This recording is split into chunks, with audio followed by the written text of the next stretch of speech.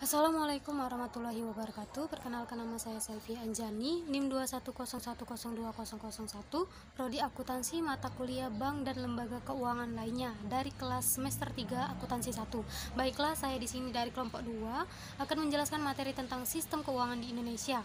Ada beberapa macam pembahasan, yaitu yang pertama pengertian sistem keuangan di Indonesia, yang kedua pentingnya stabilitas sistem keuangan, yang ketiga peran bank dalam sistem keuangan di Indonesia, yang keempat menetapkan dan melaksanakan kebijakan moneter, dan yang terakhir contoh dari lembaga keuangan adalah bank. Baiklah, yang pertama saya akan menjelaskan tentang sistem keuangan di Indonesia.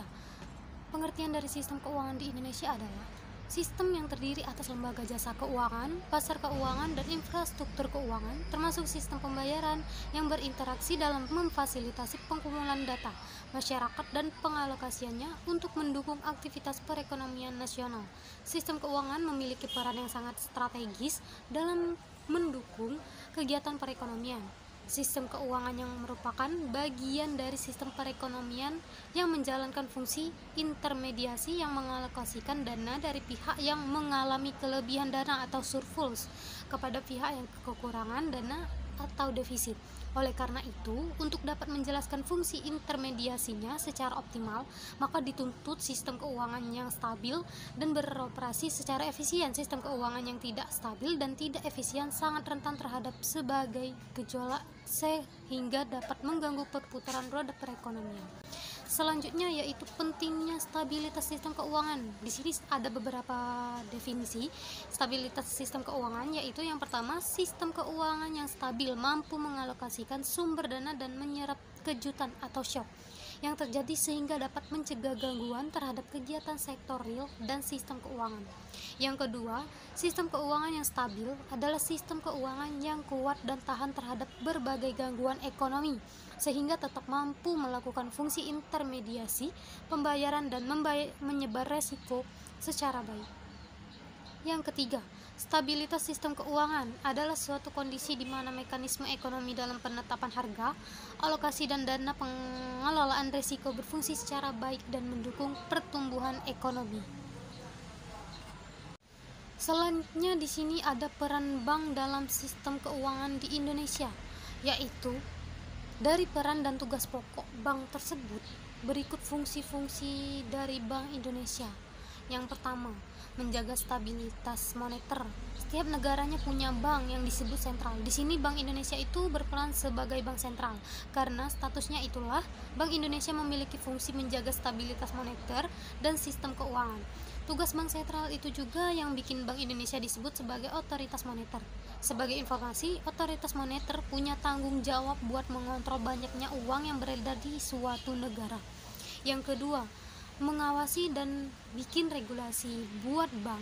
Fungsi Bank Indonesia berikutnya adalah menciptakan perbankan yang sehat. Bank Indonesia melakukan pengawasan dan bikin regulasi supaya nggak ada kecurangan dalam kegiatan perbankan yang ujung-ujungnya bikin rugi banyak orang. Agar fungsi ini berjalan dengan efektif, Bank Indonesia menerapkan disiplin pasar dan penegakan hukum. Bank Indonesia sendiri sudah mengeluarkan banyak peraturan mengenai kegiatan perbankan, mulai dari peraturan bank umum hingga bank syariah. Yang ketiga, menjaga sistem pembayaran tetap berjalan lancar. Maksud dari ini adalah sistem pembayaran yang dijalankan bisa saja menimbulkan risiko tak terduga. Disinilah fungsi Bank Indonesia untuk mencegah hal ini tak boleh sampai terjadi. Buat Bank Indonesia, sistem pembayaran itu harus aman, efisien, kesemarataan akses dan perlindungan konsumen. Yang keempat, melakukan riset dan pemantauan, yaitu karena bertanggung jawab untuk melindungi stabilitas keuangan dari ancaman. Bank Indonesia harus tahu lebih dulu informasi-informasi mengenai hal-hal yang membahayakan stabilitas keuangan. Inilah kenapa Bank Indonesia tuh perlu melakukan pemantauan buat mencari tahu adakah kerentakan di sektor keuangan atau enggak, atau mendeteksi potensi kejutan atau yang disebut juga potensial shock yang efeknya nggak baik buat sistem keuangan. Yang kelima, tempat penyimpanan kas negara. Kas negara yang nilainya ribuan triliun rupanya berada di tanggung jawab Bank Indonesia. Maksudnya Bank Indonesia berperan sebagai bank yang menyimpan kas negara. Dalam menjalankan fungsi ini, Bank Indonesia melakukan koordinasi dengan Kementerian Keuangan. Koordinasi yang dilakukan mulai dari pembuatan laporan, penyimpanan dana, mengeluarkan dana, hingga ambil pinjaman dari luar negeri. Yang keenam, memberi bantuan kepada bank agar lepas dari krisis. Maksudnya yaitu bank pemerintah atau swasta bisa saja sewaktu-waktu mengalami krisis. Saat bank tersebut butuh bantuan, ke Bank Indonesia lah pertolongan bisa didapat. Bank Indonesia biasanya memberi bantuan berupa pendanaan kepada bank tersebut.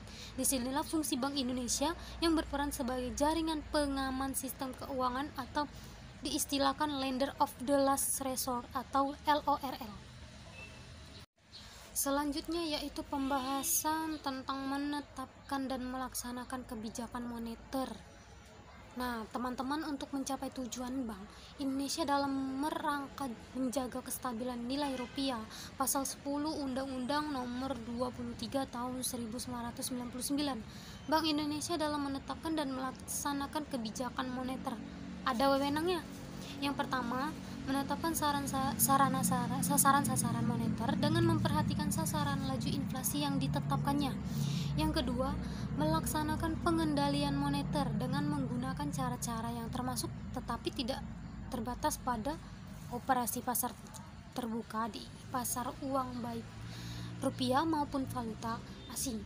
Penetapan tingkat diskonto, penetapan cadangan wajib minimum, dan pengaturan kredit atau pembiayaan. Dalam pelaksanaan pengendalian moneter yang dilakukan Bank Indonesia ditetapkan pokok-pokok ketentuan antara lain. Yang pertama, tata cara pelaksanaan operasi pasar terbuka di pasar uang rupiah. Yang kedua, tata cara pelaksanaan intervensi valuta asing dalam rangka stabilisasi rupiah. Yang ketiga, instrumen yang digunakan dalam operasi pasar terbuka. Yang keempat, tata cara penetapan tingkat diskonto. Yang kelima, penetapan jenis dan besarnya cadangan wajib minimum bagi bank baik dalam mata uang rupiah maupun dalam valuta asing. Yang selanjutnya, menetapkan sanksi administrasi terhadap pelanggaran cadangan wajib minimum. Dan yang terakhir itu pembatasan kredit atau pembiayaan, termasuk juga segala bentuk fasilitasi pinjaman dana melalui pasar rupiah dan valuta asing. Selanjutnya itu ada kebijakan nilai tukar. Nah, maksud dari ini yaitu Bank Indonesia itu melaksanakan kebijakan nilai tukar berdasarkan kebijakan nilai tukar yang ditetapkan sesuai dengan sistem nilai tukar yang dianut. Antara lain berupa, yang pertama, dalam sistem nilai tukar tetap berupa devaluasi atau revaluasi terhadap mata uang asing.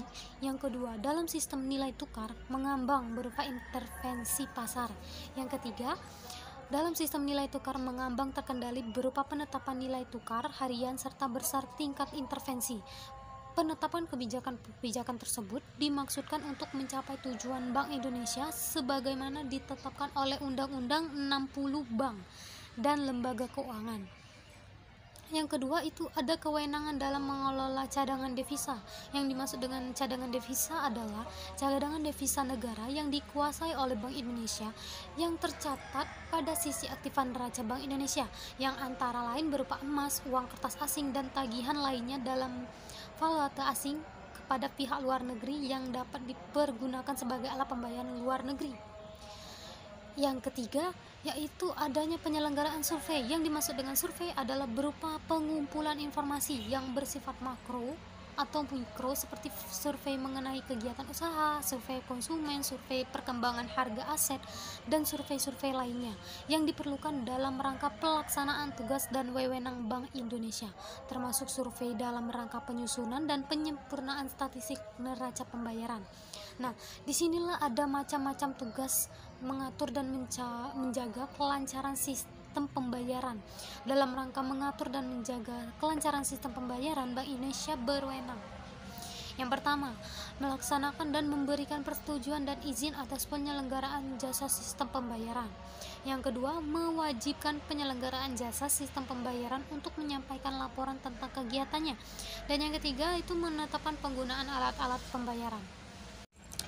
Baiklah, pembahasan yang terakhir yaitu tentang contoh dari lembaga keuangan adalah bank. Yang pertama, melancarkan pertukaran produk atau barang dan jasa dengan menggunakan uang dan instrumen kredit, menghimpun dana dari masyarakat bentuk simpanan dan menyalurkan ke masyarakat dalam bentuk pinjaman, atau dengan kata lain yaitu lembaga keuangan menghimpun dana dari pihak yang kelebihan dana dan menyalurkan ke pihak yang kekurangan dana. Yang kedua, memberikan pengetahuan dan informasi, yaitu lembaga keuangan melaksanakan tugas sebagai pihak yang ahli dalam analisis ekonomi dan kredit untuk kepentingan pihak lain atau nasabah. Lembaga keuangan berwajiban menyebarkan informasi dan kegiatan yang berguna dan menguntungkan bagi nasabahnya. Yang ketiga, memberikan jaminan. Lembaga keuangan mampu memberikan jaminan hukum dan moral mengenai keamanan dana masyarakat yang dipercayakan kepada lembaga keuangan tersebut. Yang keempat, menciptakan dana, memberikan likuiditas, yaitu lembaga keuangan mampu memberikan keyakinan kepada nasabahnya bahwa dana yang akan disimpan itu akan dikembalikan pada waktu jatuh tempo. Baiklah, saya rasa sudah cukup untuk penjelasan materi tentang sistem keuangan di Indonesia dari kelompok 2. Semoga bermanfaat buat kita semua. Pantun dulu dikit.